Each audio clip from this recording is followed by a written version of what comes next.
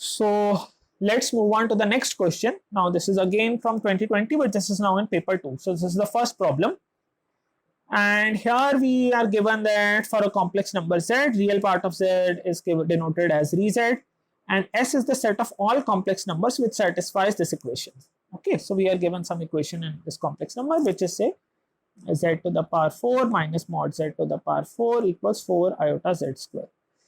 And we are given that S is the set which satisfies this set of points which satisfy this equation. So iota as before is always square root of minus 1.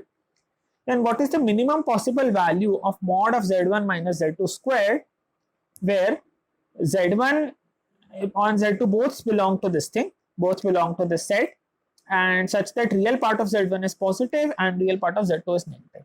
Okay, so we are essentially now given an optimization problem that we need to minimize z1 minus z2 square, and we are given the constraints that z1 belongs to S, z2 belongs to S, and real part of z1 is positive whereas real part of z2 is negative. So basically let's see, it looks like a difficult problem, but we'll see that how we can use some geometric ideas and some algebraic identities, and then we can solve this problem very easily. So let's look at the objective function again. So basically we are given that z to the power 4 minus mod z to the power 4 is now 4 iota z square. Okay, so let's try to solve this sort of equation. So suppose let z be equals to r e to the power iota theta, because so we are given actually mod z, and now it looks that as if the equation might get simplified if I assume like the argument and magnitude form. So this often helps us, right? And especially because if you want to compute powers, right? So x plus iota y to the power 4, if I want to compute that will be really difficult. But here in this argument and magnitude sort of form, it's easy to compute magnitudes and it's also easy to compute powers. So that is why we, instead of going x plus iota y, start with this sort of assumption. So let's substitute this. So if I have to compute z to the power 4, I'm going to get r to the power 4 times e to the power iota 4 theta, right? Because if I just take the powers of z1, z2, it's z1 to the power 4, z2 to the power 4. And now mod z is going to be r. So mod z to the power 4 is going to be r to the power 4. And this equals 4 iota times z square. So z square is also now equal to r square e to the power iota 2 theta. Okay, so far so good. So let's take out r to the power 4 common, and now I have e to the power 4 theta minus 1. And notice we actually in one of the previous problems we did some simplification, wherein when we had the points on the circle, what we did was that I had made sort of an so what I did was that I expressed 1 minus e to the power iota theta as 2 iota sine theta by 2, and the way either you can remember that as an identity, or what you can do is that you can always take out common as e to the, suppose if you're given like 1 minus e to the power iota x sort of expression, so you can always take out e to the power iota x by 2 common and then see what happens. So we will do that again, and here we just have r square e to the power iota 2 theta. So let's actually cancel out r square. And note that when we are cancelling out r square, we need to ensure that this z is actually non-zero, because so if you substitute z equals 0, that also satisfies this equation. But since we are given that real part of z is positive and real part of z2 is negative, we are only restricting ourselves to non-zero solutions. So that is why I could cancel out r square. Okay, and now if I take out e to the power iota 2 theta common out, I'll get e to the power iota 2 theta minus e to the power minus iota 2 theta, and this equals 4 iota e to the power iota 2 theta. So this e to the power iota 2 theta can also be cancelled out, and now I get r square times twice iota sine of 2 theta. Okay, and this is equals 4 iota. So I can again cancel out this thing, and now I get equation r square sine 2 theta is 2. So now you may think that, well, how do we solve such an equation, right? Because there is a sine part, there is angles, there are magnitudes.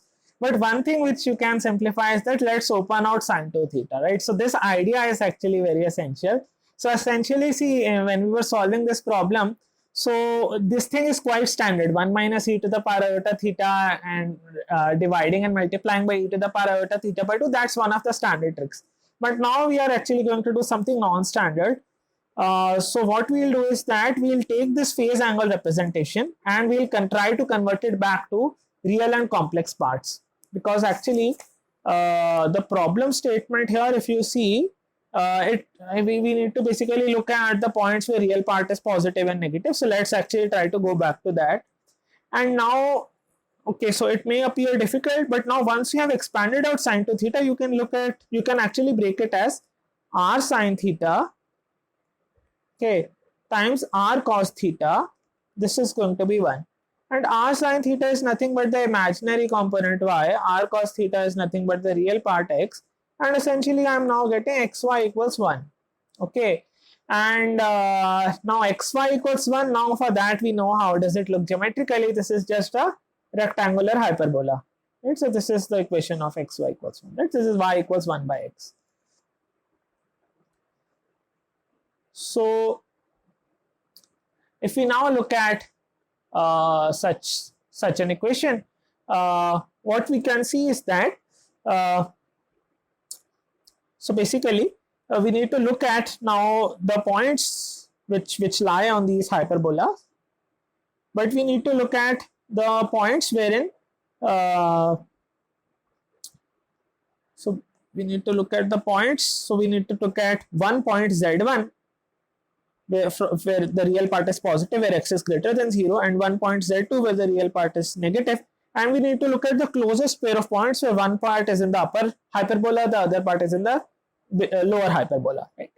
But if you see, the axis of this hyperbola lies along y equals x. So this is the axis, and the parts in the upper and lower hyperbola which are closest to each other are the ones which intersect this axis. For the other parts, the distance is definitely going to be larger. And the parts which actually intersect this axis, the points which intersect this axis are 1, 1 and minus 1, minus 1. We know that the distance between them, yeah, so we can actually compute that the distance is going to be twice of root 2, right? So it will be like 2 square plus 2 square under root, which is 2 root 2. And so the square of the distance is going to be 8. This is 2 root 2 square. So the minimum possible value is 8. Right? So this is definitely one of the difficult problems, and if you see, so you need to practice these sort of problems to be able to guess like which identity to apply. So we saw that when we had 1 minus e to the power iota 4 theta or e to the power iota 4 theta minus 1, we got the idea that we can take out common e to the power iota 2 theta. And actually the other thing we got the hint was because it's on the right side. But here, this idea should also strike you that, okay, we are given that's r theta form, we need to go back to xy form. And then if you substitute sine 2 theta as 2 sine theta cos theta, you can again recover x and y. And that will help you solve the problem, right? Because we could proceed to the hyperbola only once we saw this sort of form. Okay.